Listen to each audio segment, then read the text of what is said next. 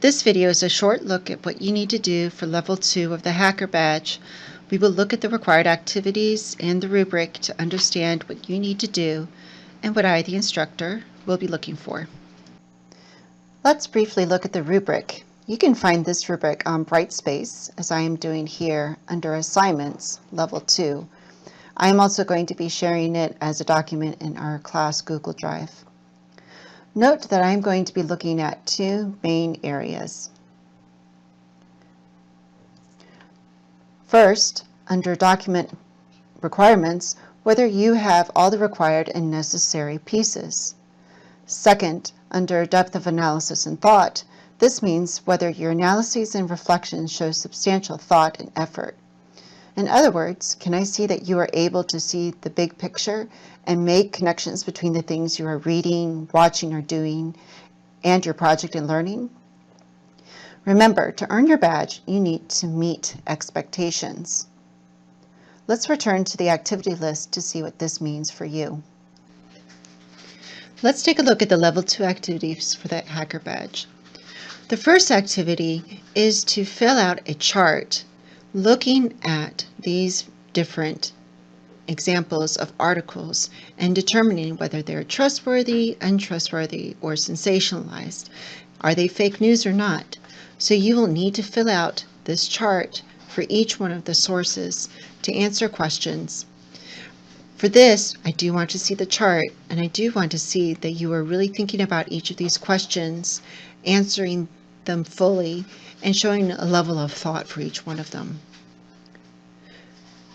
The next thing that you're going to be doing is to read the ethical code for news writing, and then you're going to be choosing a fake digital news story missing at least two of the principles you write about in this code.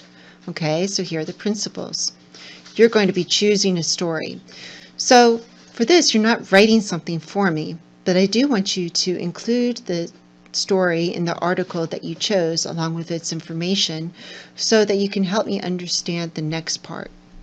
The next part that you're going to be doing is finding sources that will help you get to the bottom of falsehoods, untruth, biases, misleading information linked to this particular article. So again, these sources help you correct the article that you have chosen.